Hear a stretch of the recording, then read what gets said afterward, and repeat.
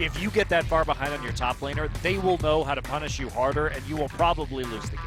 Well, they have plenty of time to think about it, because they do go up against SK Telecom next Monday, so definitely going to have to be doing some very in-depth preparation for that game. But we are into the picks and bans for our second match of the night. Aurelia and Shen going to be the first two bans, so some top lane focus coming in.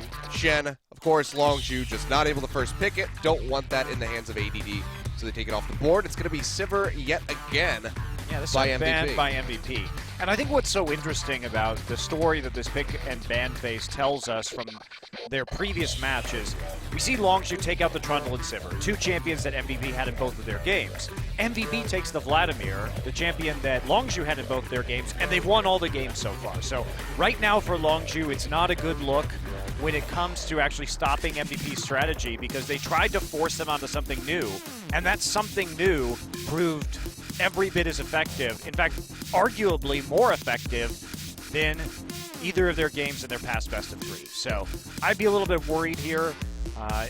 For the Nidalee perspective, they did ban the Varus and the Trundle. MVP may first pick Vladimir here, because I think that's what they're looking for. maybe you're worried about the Cassiopeia? Okay, so they take the Anivia they force the first pick Vladimir by banning the Anivia.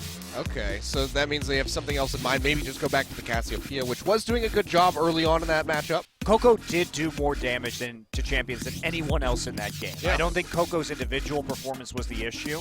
I think I wouldn't take the Cassiopeia yet.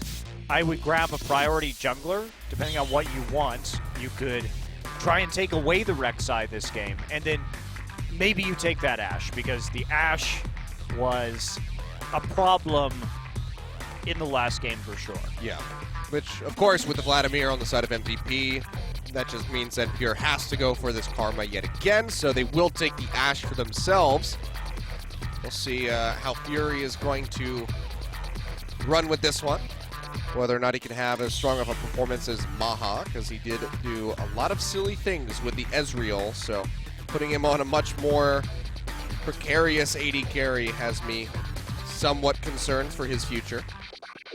We'll see. Maha has played overwhelmingly Ashe and Sivir this season. They account for 13 of the picks at the AD carry role for MVP. So I think this strategy is interesting from Longzhu. They're definitely attempting to make Maha, to take him and put him out of his element. And because they're not going to have the same engage that they had in the last game, okay, I mean, they can go for Jhin. He's played one Jhin game. Played against Africa. Yeah. And they will lock it, and it's going to be Trundle for ADD. So this was banned away by Longzhu in game one. They will be able to pick it up for themselves. To be fair, we don't necessarily know that it's not for Max, even though that is true. Max has not played support Trundle this season, but could be. They can always flex it there depending on what Longzhu tries to do. Now, in the previous series, Longzhu attempted to counter the Trundle in two different ways. They had the Gnar and the Rumble, both of which have been successful Trundle counter picks previously, but Longzhu couldn't make it work. Couldn't make it work in those games. ADD still did a lot of split pushing on that Trundle, so they may go back to it, however. Longzhu, they're hovering the Gnar. This was their answer to the Trundle from MVP in game one last week, and they still didn't find a victory there. Maybe Expression has learned a few things. Obviously, he's had time to review, and they should be ready for this again. They were assuming the Trundle would be a priority pick for MVP in this match with the ban on the blue side in game number one. They don't have that luxury in the second game, so they tried to force the Vladimir pick as well as take away some of the initiation tools so that they could kite the Vlad better than they could last time. But I think you just take the Bard again. I think you take Gragas Bard. Why the hell not? You set up with a Bard ultimate, Beyond shows up with the cask after the Bard ultimate ends, you knock somebody in your team and you kill him. I mean, Max had a really good game with the Bard. The Magical Journeys were set up really well. The Cosmic Bindings were landing. Most crucially, the one on the Chaser in the river where he caught him even with the Flash, and that netted the first kill for MVP. And they're going to lock that and Gragas. So Beyond getting another very strong pick for him. And Gragas hasn't been his most played champion, but it has arguably been Beyond's best champion. When we see him go off, it's really been impressive to see his Gragas play. He's won 2 out of his 3 games with it, but his early game pressure has been a pleasure to watch, and he chains it very well into nice engages in the late game. Now, are they going to take the Kassadin here? This would be interesting. We saw Mickey play this yesterday in Game 1 against KT Rolster. Had a crushing performance on it, really, but just weren't able to close out that first match. Yeah, trying to take the early trades, too, basically with the Null Sphere so that you get the Magic Shield and can avoid the damage from the Q. So it's sort of a neutral lane, which, of course, on Kassadin is considered a plus because you're trying to get him into that late-game terror status. And, yeah, Mickey's the only guy who's played Kassadin this season, which is intriguing, and now we're going to see Longzhu attempt it as well. Worth noting that historically Coco is a long-time Kassadin ace player, so this is not outside of his comfort zone at all. I've seen him actually deliver over 20 kills in a professional game on Kassadin previously. Back from his time on Zenix Storm, we used to call it the Coco Din because he was so feared on that particular champion. So return to it now, and he should be feeling just fine on this one. Longzhu making it so they actually have more engage in this draft. You can always use that Ash Arrow. You've got the Karma Speed this time, plus you have the Rift Walk Force Pulse, so you can get a slowdown and then follow it up maybe with a Gnar ultimate from Expression. So this time they're going to have more opportunities to fight back. Yeah. Than they did. A lot more engaged. Yeah, a lot more engaged this time. Well, I already have my tally ready to go. Let's see how many arrows Fury can hit or miss. It's the arrow tally night, I see. Yeah, we'll see. That's going to determine the real winner here. Doesn't matter which team wins the match. It's all about which AD carry hits the most amount has of the arrows. skill shot accuracy. Yeah, that's. I think Maha has an unfair advantage because his team has better vision control. That is a good point. So Fury's gonna have to light a fire under the asses of Longzhu and tell him, all right, guys, I need pink wards. Whether or not they're gonna respond to that, we'll have to wait and see. But Maha bringing out the Jhin for the second time. Had a really strong performance on Ashe. We'll see if he's able to replicate that over onto this newer AD carry. So let's go ahead, get right into game 2. MVP looking to close out with a 2-0.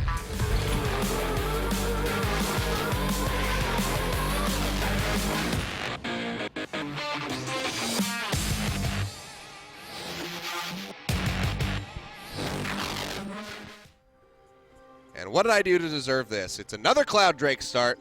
It's all right. I'll trade the Cloud Drakes for a lack of pauses. All right. I agree with you, Achilles. That's a worthy trade to make. It's worth the sacrifice. So Jhin, it is, when we look at the Jhin play from Maha, he has played it that one game. It was their one win in the series against Africa. And it was part of a very different style of composition, though. It was more of a poke comp with Nidalee and Varus, not so much this more all-in composition where they really do want to send this Vladimir deep into the enemy backline, have a strong engage with Beyond him. And what this means is that he's going to have a lot less protection. He's not going to have the Gnar there to help him out.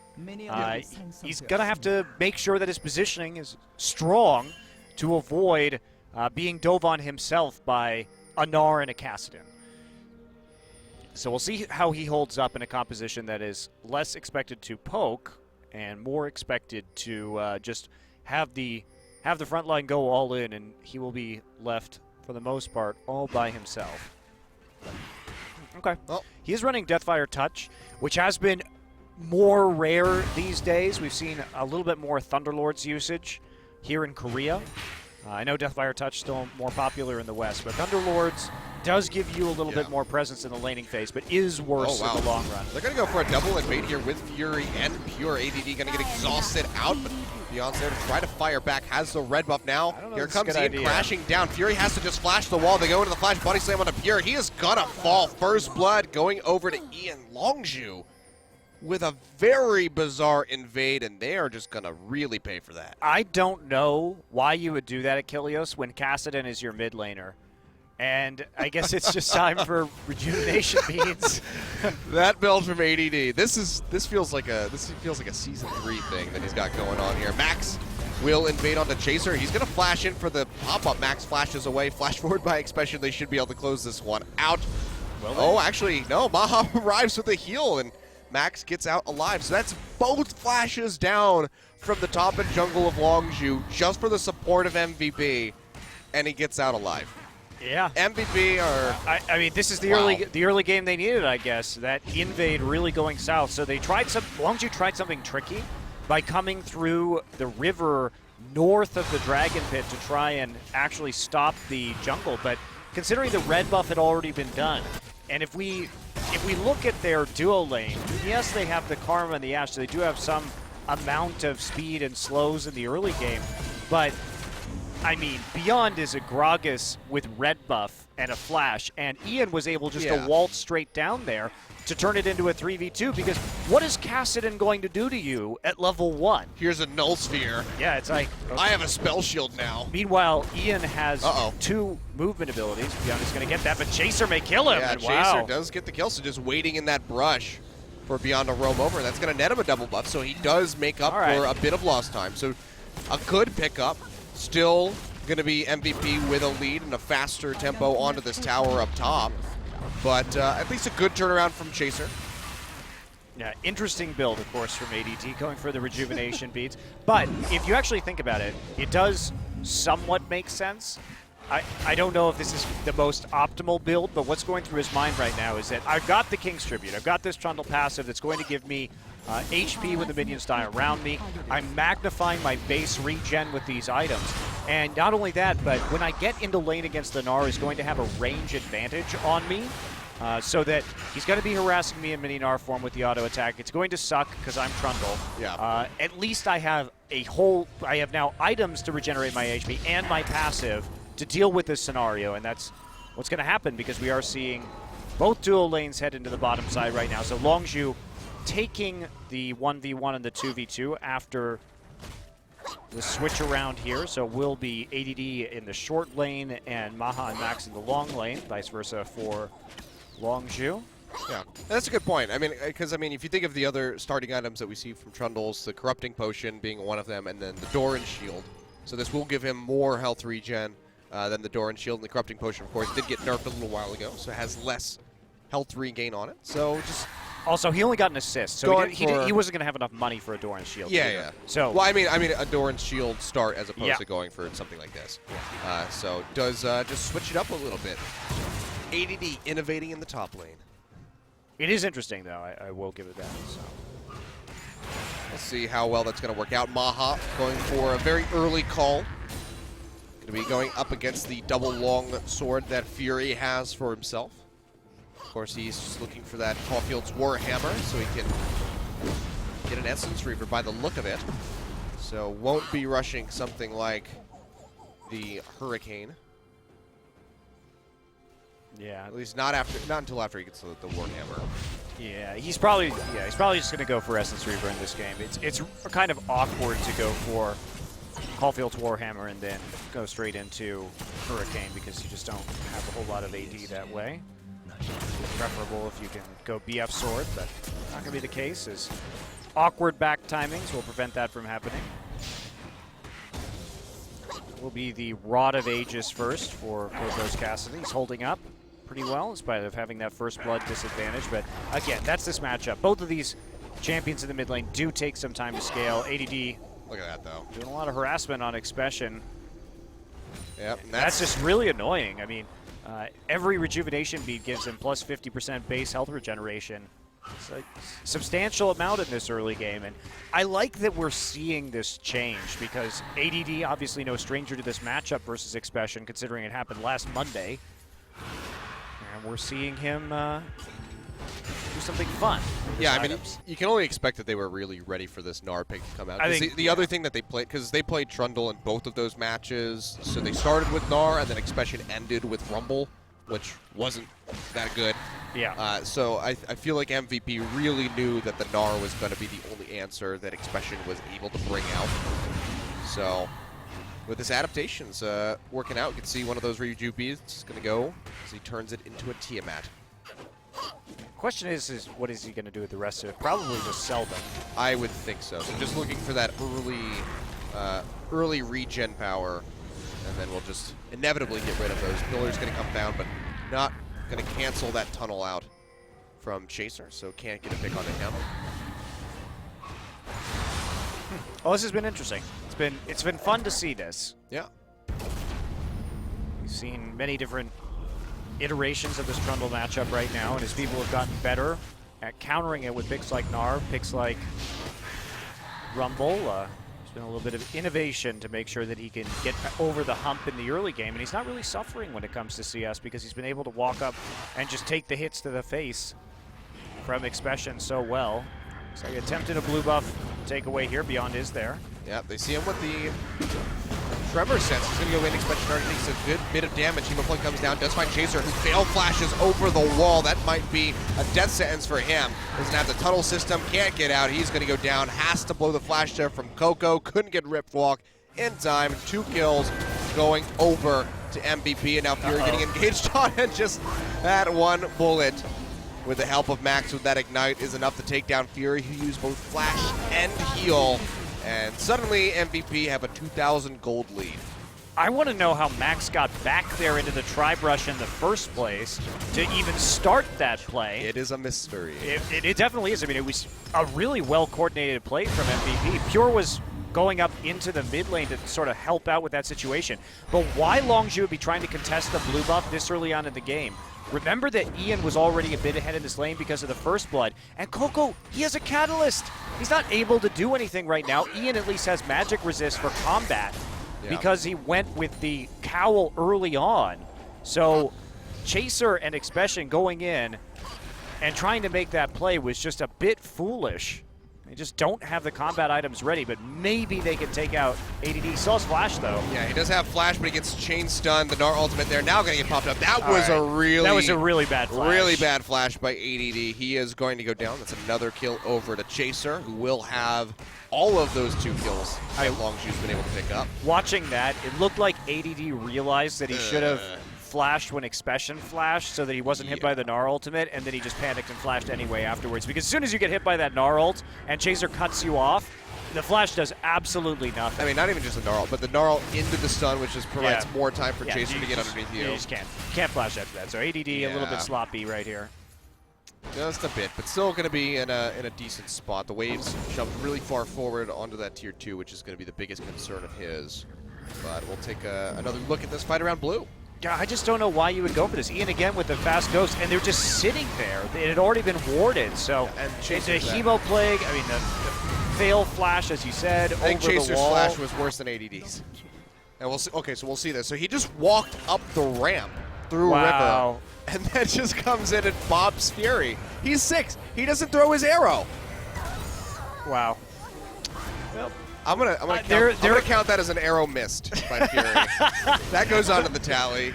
Wow. I don't know what was going on right there. Oh, well, Pure, no way to get out of this one. Here comes Max. TP's going to come through, however, from Coco in the mid lane. Pure is going to get popped. Maha finds the kill. Fury walking for it, has that flurry. Firing off, will find a kill onto Max. Now Beyond has the body slam away, but Coco is there with the chase. Ian, can he do anything in time to save this Gragas' life? It's not going to happen. Ian just sprints straight past him and will equalize kills on the other side of the fight. Chaser goes down, and there's the follow-up from Ian, taking out Fury. All in all, it's going to be a 3 for 2. I love the way Ian played that, actually. He just totally left Beyond out to dry. He knew he was just dead. Like ghosted straight past him while Coco was pursuing and came down to help Maha, pick up the kills in the bottom. Let's take a look at how this happened. First off, this is the engage that I thought they'd be going for in this game. Just following up right there with the explosive cast after the Bard ultimate goes down. So the TP right here, both of them are canceled, actually. So both players decide not to come into this fight in the end. Now, Coco's on his way, did get the jump onto this bottom side, but the curtain call does enough. Ian comes in with the Proto Belt, gets the Hemo Plague down, and then they just split kills Maha and Ian into the bottom. So even though they were a bit late, and we're going to see another fight right now. There we are, Maha just way too far forward. That's the Maha that we all know and love. He probably thought that with the Ashe on a recall that he wasn't going to die right there, but the Rek'Sai doing enough damage with the Karma. I think both AD carries have now underestimated the amount of damage that these supports, a Karma and a Bard, can do in the early game. Previously it was Fury, who I don't blame him not thinking he was going to die in that situation. Having the Bard just wrap around and then just get killed by a curtain call was unlikely. I just don't understand. Like, Max walked into range of the turret, took aggro, and he didn't use the Enchanted Crystal Arrow. Probably could have gotten a kill out of that, but now ADD aggressing onto Expression. Messes up the pillar. Can't get him on the other side, and Expression will be able to hop out to safety. But you can see this Gnar pickup is just not working out in that 1v1 lane whatsoever. So Expression building towards that black cleaver by the look of it. Definitely needs to start just orienting himself for these team fights that are just inevitably coming up. Yeah, I think you're right. I think at this point you just have to drop the fact that you're ever going to win the split push versus the Trundle, especially now that you've been pushed out of lane, your turret's down, and that's an easy Rift Herald. I like the priority here. Go after the Rift Herald. You have the wave up to the tier 2 in the top side. Take the Rift Herald instead. That is actually more important to you snowballing this game than a Cloud Drake because you want the Trundle to win this split push 100% of the time. And now you've got until 33 minutes with that Rift Herald buff to do so. Now, Maha's going for an Infinity Edge first here onto Jhin, which is not something that we see very often these days. He isn't going the typical armor penetration build with the Youmu's into the Duskblade onto Jhin. So this is going to scale better into the late game, but it does offer less punch in the mid game. But they don't need it. They already have a lead, so I suppose why not? He's got 3 kills. Why not just go for the more expensive later game build because you've been kick-started into this already. Yep. In a pretty good spot despite the overstay in that bottom side. Expression still going to get caught by that mid-air. Now transforms back into the mini Gnar. The root will be flashed out, opens up with a curtain call. Not going to be able to land those hits. Says, you know what, I'll just go ahead and sacrifice those other bullets, get that refund on the cooldown. Ian, though, getting engaged on in the mid side. Fury coming in, flashes away from the arrow. The tether's there. And he uses the Proto Belt to get out of range. Nicely played by Ian. Got 2 summoner spells out for that one, though. So did see Chaser's flash used there to try and pick up that kill in the first place. So ADD also getting a summoner spell out of Expression. Just a little bit of a trade across the map right now. Longzhu going for the Cloud Drake. Maha and Max here after taking the Rift Herald, so there will be no defense from MVP. Oh, there's the cast, but just why not? A little too early, but it's all good. Just the Cloud Drake going over to the side of Longzhu. Yeah, they also are going to actually be able to push this wave up and make sure that it heads back their direction, too. Meanwhile, a little bit of farm not going to out of here, though. Chaser's coming in with Coco and Fear in tow. They find Maha. Max goes through the magical journey, pops the heal for the increased move speed. TP used by ADD completes the channel. Now Ian arriving on the other side, but Coco is able to rift walk over that wall into the red pit and keep himself safe. Chaser goes back in for the red buff, but that might have been a big mistake. Doesn't have the flash available, and he goes down. It's going to be Beyond picking up the kill on the Gragas. Really questionable turnaround there. Expression now in a bit of a rough spot. Does have Fury coming around the sidelines. Arrows almost up for Fury. Beyond. Body slams away from the tether. Will keep himself safe, and it looks like MVP just going to find that kill and be able to back out safely. Yeah, Ian just pushing in the mid lane. In the meantime, they're constantly farming in more of these lanes. MVP as compared to Longzhu. Did they finish this? Oh. No. Arrow's going to miss. ADD is not tanking it. Coco goes back forward. He's going to take a good chunk of damage. ADD is getting hurt, though, but here comes Beyond. Coco will be able to finish off the Trundle, but he is taking an immense amount. The Hemoplague still ticking. Max is able to finish him off with the Cosmic Binding. Now Expression going to be the next one to fall. Not able to arrive with the Mega Gnar form. Bar Ultimate not going to connect. And Longzhu, the rest of them have to scramble. Beyond taking a good chunk of damage, has to peel back, but MVP still coming out on top, finding 2 kills just for that of ADD. Yeah, they're going to be able to get this mid lane turret too, no problem. Take it out, add to their mounting gold lead. Chaser is way too far forward. Yeah, gets popped back in by the cask. He's up there trying to get onto Maha. Volley comes through, they actually finish him off. Ian, though, with the Tides of Blood, is going to be able to find a double kill. Can he make it a triple kill? Pure has no mana whatsoever. And one more hit should do it. There it is, Ian with the triple kill. That's an effective ace onto the side of Longzhu. Coco comes in with a teleport, but they take a magical journey out. He will try to pursue with the Rift Walk. He gets Cosmic bound up. This could be bad. Nice. Nicely played off the Scuttle Crab, and Coco going to have to peel back. Really well played by Max. This game has been great by Max. Yeah, I mean, the series. Yeah. Well, we're not going to see the fight at the red buff, which was also rather silly. Coco going to come here. Now, ADD, again, is mostly built offensively, but you have to respect the fact that there is that Gragas and the Jin, rather, still there, able to help engage. So we do see Ian get into that fight rather easily. I'm surprised they kept going after this, even after the Bard ult missed. Well, they get this knockback onto Chaser. Yeah, I don't know why Chaser tried to re-engage here either. He made a mistake going back for the red buff, and then he made this mistake too, which is you can't walk back in onto this. You just got to see if you can get out of that situation. I wouldn't have tried for the actual kill right there. Maybe he felt he had no choice because he was already knocked back in with the explosive cast. But I don't know. I mean, I think the mistake there in the first place was Longzhu even attempting to defend that turret. They needed just to fall back to the tier 2. It was gone. And they weren't keeping track of the Gragas ultimate, so when shouldn't have been a surprise that that was up and that they were under threats of being engaged on after the turret goes down. Yeah, I mean, it's like, yay, we got Maha, but then Ian triple kills the rest of the team. Going to be in, though, going to get engaged on Chaser. We'll get the pop-up, the protoball, going to be interrupted, drops that Hemo Plague so he can get that HP back, comes out of that one, flashes away from the arrow, and he's going to stay safe. Meanwhile, the Magical Journey comes through from Max and beyond. The Board Ultimate not going to connect, though. That's been probably the worst one they've thrown so far. But MVP are still looking to keep up the pressure as Beyond comes from the side. Nice flash away from Coco, or the Rift Walk rather, will take him out of that one, put him on the other side. Curtain Call comes through, just trying to find some damage in. We'll take a good chunk off. Pure Expression gets rooted, and Maha finishes him with the W. Nice pick, very extended chase, but they still come up with a kill. Maha had the greatest positioning for that Curtain Call, just opening up across the entire length of the team and showing that he was going to be able to hit them even if they wanted to go underneath the safety of their tier 2. So Expression just not able to do much of anything. And again, he's gone for a very aggressive build too. He just has the Black Cleaver right now, and it's just not working out. 0, 3, and 1. Trundle going to be able to split push all day. Now trying to build into an Iceborne Gauntlet just to magnify the amount of damage and trading he's going to be able to do in that lane. And he still's got the 2 rejuvenation beads. Yeah, It's no... Who needs a pink ward? God no bless. need to get rid of them. I mean, look at this. They're 19 minutes, just about to be 20 minutes into this game, and MVP currently have an 8.2 thousand gold lead. That is pretty unprecedented for most teams, and that is really going to help turn around that negative gold stat that they have in 15 minutes. Yeah. I think what's impressed me most about this series from MVP has been that Longzhu came in with a game plan to take away the tools that won them their last best of 3. MVP says, okay, we'll just play the Vladimir instead, that's fine. And then they show this, they bring out the Ashe, they bring out the GP with the Bard, and they say, we've got this long-range engage composition, and Longzhu keeps getting picked off or engaged on 2 screens away. So then, Longzhu comes in and they say, all right, none of that, we're going to take the Ashe this time. They're like, that's fine, we just have Jhin and we still have the Bard.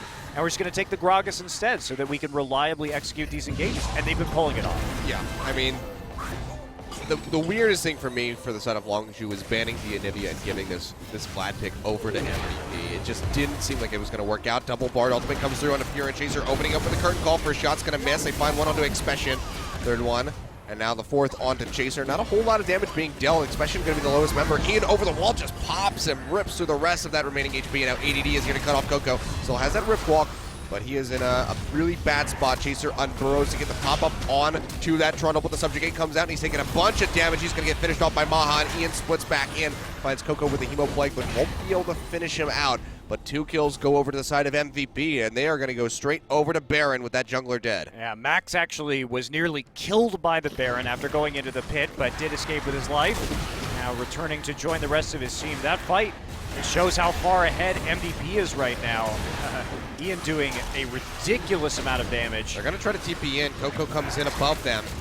Max on the other side. Pierre going to get chunked out. Ian just pushing the rest of Longzhu back. No smite available. You can only assume that this is going over to MVP. There it is, the confirm from beyond. Now Expression really low. Flash available. Nowhere near that Mega Gnar. He's going to try to have to kite up the river. Looks like he will make it out safely. MVP don't want to overstay. They want to take that Baron, take that gold, back off, and purchase.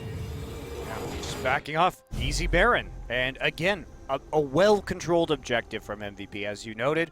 Making sure Chaser is as far away as possible, threatening the engage with the support onto the Kassadin, so that it was difficult for Coco to get in from the flank. Oh. W, I couldn't see if it actually hit right there, but no, it didn't. It looks like he it was a able little to bit walk out. a little bit too far away after the Rift walk. Okay. Ocean Drake is the next one spawned. That just got a glimpse into the pit. And MVP are really well pushed to be able to pick that up after they go for this tier 2 in the bot side.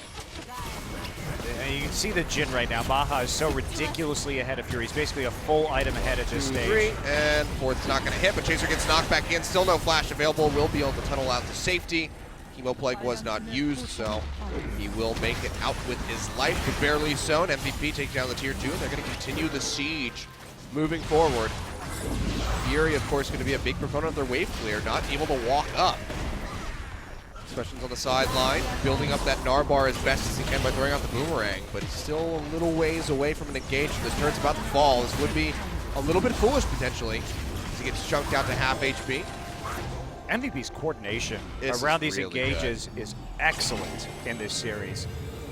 The way that they zoned off that objective gave no opportunity for defense for Longzhu, and the snowball just keeps building bigger and bigger and bigger. First break of the game for MVP will be taken right now. I mean, just coming around the side with the Trundle, the coordination has been there 100% for them as they use the Jhin just to zone them off and then safely take the turret. Jhin going for Essence Reaver after the Infinity Edge, so he's got a lot of money. Meanwhile, he is a full Infinity Edge up over Fury at this point. That is a huge, huge difference in gold. Yeah, pretty much insurmountable at this point from Longzhu unless they can do some kind of miraculous Hail Mary play, but it just does not seem at all likely. And so far the count, in case you guys are wondering, Fury is 1 for 6 on his arrows. Basically the exact opposite. Yep. Coco gonna get slowed out, does pump out a little bit of damage onto ADD, but he's a Trundle. It's gonna be pretty okay to just stick around, let those minions die around him. Finally got rid of both of those rejuve. He actually went for the Rapid Cloak. Yeah, I was gonna mention that. Which means he's either building Zerat Portal or Ohm Wrecker. I think we can take a guess as to which one it is. Well, it's obviously the Ohm Wrecker. Ohm Wrecker into Bard Ultimate. We haven't seen Zerat Portal really ever since the nerfs to it where it is 5 hits now instead of actually having HP. So. Oh, Fury gets knocked in with the cast, takes 1 bullet. They have to body block the rest of them, and it draws out the heal in the end. Fury will block that 4th and final shot, but that sends him packing back to the fountain. A summoner spell down on that Ashe now. Yeah, so he actually did end up turning one of the rejuvenation beads into something, one of the extra ones at least. And of course, with the Trundle split pushing, with the amount of power that he has, remember That's that so annoying. The Rift Herald is still ticking. Yeah, he still has that buff for like another 8 minutes. And Ian is just Mr. Never Die in this game so far. 9-0-4. Very tanky with the Royalized Crystal Scepter with the Spirit Visage. So in a very good spot. Longzhu are just struggling to find anything that they can do outside of their base. I do think it's interesting that Fury went for the Essence Reaver first in this game because he needed a faster Hurricane because of the low wave clear on Gnar and Kassadin. I think that's part of the reason why they find themselves in this situation now. We talked a little bit about the Warhammer first, going back to the 2 longswords, but the other opportunity you have, and what we saw actually Maha go last game, was Berserker's Greaves first on Ashe. So you could take Berserker's Greaves, then build into... Oh my god. Jeez. He wasn't even in range for that. He still flashed. I think he's a little scared now, given the what's happened to him this game. I guess I can't blame him. That would give me PTSD as well, but... You were wrong, Achilleos. It's a Ohm Wrecker. When was the last time you saw him? Are you kidding me? Hot damn. Oh, baby. Yeah, he had a Kindle Gem. I didn't. We are just going. I actually forgot that Ohm Wrecker built out of Kindle Gem because I haven't seen it in so long. ADD is just going full screw it mode right now. They can just turn off towers for days. Well, for 3 seconds. Bard Ultimate plus. That's true. It is an interesting combination, that's for sure. Man, where's Skara? He's got to be so excited. I know he's a big fan of the Ohm Wrecker. I mean, you're almost never ahead enough to actually be able to justify building this item, but Longzhu will no longer be able to kite under the turrets. Yeah. All right, ADD. Show him the Ohm Wrecker. Let's go. Home wreck your face off. He's splitting up into that bottom side, while the rest of MVP just pushes in to finish off this turret in the mid. See, they don't need to turn off the turrets. They can just kill them. Well, this is boring now. There aren't very many turrets left. He's got to use it before he dies. He's got 3 turrets that he can burn this on, but inhibitor goes down in mid. He has to use it, otherwise I'm going to be so sad. Yeah, it's a waste of an item slot. Oh, Ballard ultimate finds Fury. ADD walking up, gets a big chunk into him, and Fury is going to go down. Maha there to confirm the kill. Wrecker used onto the top Nexus turret. He gets both of them turned off by the look of it. Yep. And Chaser has to retreat into the pound, but Ian just flashes forward, finishes him off. And this is MVP pushing on the Nexus turrets. 30 minutes, taking down Longzhu in a 2-0, 18-7, a massive gold lead, 16.9 thousand. They completely dismantle Longzhu, and MVP are looking so very strong. Coco will be able to finish off ADD in the end, but it doesn't matter. It's too little, too late, Coco. Your Kassadin just didn't do a whole lot. The Nexus will fall, and MVP are going to keep moving up the standings. A great start to round 2 for these guys. Well, they've been hot for a while, Achilleos. I mean, now they've won 4 out of their last 5 best of 3, and all 4 of their wins have been 2-0. All right, so that's impressive. They beat Jin Air CJ, Longzhu twice now. Yes, some of these teams are into the middle or the bottom of the standings, but these wins have been very convincing. Yeah. So another one on the board for MVP. And this is what they look like when they have a good early game. Yeah. Last time, it took them a few minutes, past 20 minutes to really start to get rolling, close the gold gap that Longzhu had, and then they won with strong shot calling. This game, they were ahead early, and they just crushed Longzhu with a snowball in just rapid fashion. Convincing, efficient, really nice play from MVP. Yeah, and Maha, again, coming into game 2, had that one moment where he got caught out. Bot thought that he was safe because of the recall from Fury, and then just got collapsed on by Pure and Chaser. But still, aside from that, a really fantastic game on the Jhin. The curtain call shots constantly landing, just drawing out skill shots from people that weren't even in range of those bullets. And overall, just a really strong performance from him. Night and day for both of these AD carries. Fury, the one that was trying to 1v9 last week, completely fumbling in this game, and now Maha just coming out, playing so well with the team, and the cohesion is just going through the roof in this. Yeah, I agree with your point. The cohesion was really what we should be talking about, because that was impressive. MVP not only showed the cohesion with one composition, but so often with new teams, I see them be able to do it with one composition, and as soon as a couple key bans or the takeaway of the Ashe comes out, they only know how to do things in a certain order. MVP doesn't even miss a beat here. Yeah. They just say, okay, we'll do this with Jhin and Gragas instead. We'll do what the Ashe was doing with the Bard ult with Jhin and Gragas. So they know how to play. This just shows they have a deep knowledge as a team of how to play around each other, and there are different permutations of this composition that they can use. All right, well, your MVP for game 2 is Ian joining Maha there. That's his second MVP vote. 84% kill contribution, didn't die a single time, and had 10 kills rather, on the board for himself. This is phenomenal play. This is also just incredibly poor decision-making from Longzhu. First off, when they tried the invade, and then MVP just said, okay, why don't you just come down here, Ian, with your ghosts, and we'll kill them. They have a level 1 Kassadin.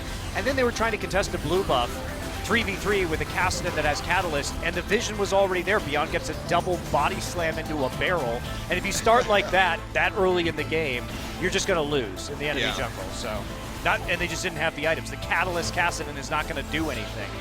It was just a series of questionable things from the side of Longzhu. I mean, just kicking things off with the invade from Fury, and Pure giving up that kill was just really bad. But Max as well didn't get MVP tonight, but definitely a fairly unsung hero. We've talked about him a little bit throughout this series tonight so far, but the Bard ultimates really only missed one. That was super crucial, but overall, I mean, catching Fury here, allowing them to open up, get this Gragas barrel. This is exactly what we were talking about in the Champ Select. That sequence of CC, just get rid of that squishy AD carry, and there it is, the Ohm Wrecker. Yes. Thank you so much, ADD. ADD actually deserves MVP just because of that. Achilles, I don't actually know if I've ever seen an Ohm Wrecker in Korean competitive play before. I don't know if we've seen one anywhere in a very long time. I'm sure it in a very long time. Yeah, is my. I'm sure it's asterisk. happened, but I'm just trying to recall if I've ever seen one in a Korean game before. And I don't think that I have. I mean, even like SK Telecom when they beat the living crap out of MVP in round 1, didn't build any trollish items like that. They didn't even build something like a Zerat portal, no Ohm Wreckers. They kept it very clean and surgical. MVP having fun. I mean, a triple rejuve bead start into a TMF. Look, I like the triple rejuve and then I thought that was good. I thought it was good too, but I'm just saying, like, it's very unorthodox bringing this out against Longzhu. They felt comfortable and confident to do so, and it really paid off. Yeah. Well, fun games to watch tonight for sure. It was really a pleasure to watch MVP's team fighting. Yeah, I mean, we have to really look forward to more from this team. This squad is looking so good as they move forward. I think their next match is going to be on Friday. They go up against CJ Entis, and at this point, unless CJ has made some really big strides to get better, I think MVP is just going to completely dismantle them. Yeah, interesting story too, because Max was Mad Life's substitute player. So. Yeah, it's the apprentice overtaking the master. So that would definitely be a good one to check out. Of course, coming up tomorrow night, we do have Samsung versus ESC. ESC coming off of that win against SK Telecom, the only team SK Telecom has been unable to defeat so far in LCK. So that actually has a lot of implications if ESC can continue this trend, because Samsung, of course, were dipping down a little bit by the end of that first split. And then Jinair versus CJ Entis. Both of those teams a little bit wonky. Jinair still have a strong team. Trace has kind of been the odd man out there, so we'll see how he performs tomorrow. Not his meta, maybe. Yeah, definitely not his meta. The Gangplank, ADD can do it. Trace apparently cannot. I was impressed that ADD could do it. So yep. I was skeptical about the GP. So now at least I have a better feeling as to why some of these teams are picking him. Very true. But wonderful performance by MVP to end the night. Longzhu, unfortunately, still struggling. We'll see if they can improve as we move through the remainder of round 2. That's going to close it out for myself and Monte Cristo for tonight. We'll be back tomorrow with those games that we mentioned earlier. So thank you guys for watching, and we'll see you then.